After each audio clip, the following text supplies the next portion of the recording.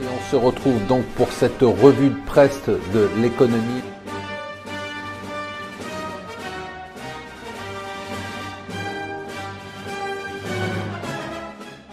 Bonjour et bienvenue sur Mon Financier pour le Morning Zapping. Nous sommes le jeudi 26 juillet.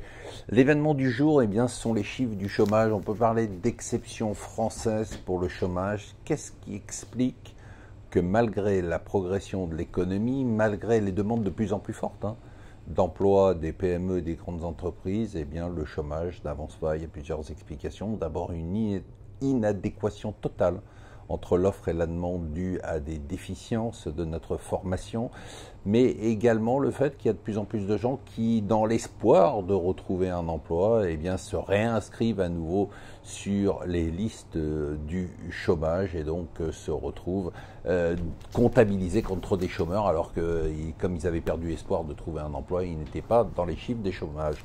Voilà, ces deux explications, elles sont partielles, elles sont, je l'avoue, assez satisfaisante, mais voilà, c'est la réalité. On a un chômage encore de près de 6 millions de chômeurs, c'est beaucoup trop, évidemment.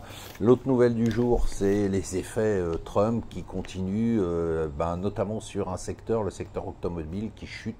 GM et Fiat hier ont fait des profit warnings. GM a chuté de 7%, Fiat de 15%. Fiat, dont le patron, le redresseur, le destin incroyable de Sergio Marchionne. Et vous avez des bios dans le FT et dans le Figaro que je vous conseille de lire. Le Parisien nous dit les Anglais se mordent les doigts du Brexit, et ça c'est vrai. Et enfin, grâce à nous, non mais on plaisante, l'assurance vie a rebondi de façon spectaculaire cette année. Il était tant que vous sortiez un peu votre argent du livret A, tant que vous sortiez aussi votre argent des comptes courants. Voilà, je vous souhaite une excellente journée, à très bientôt.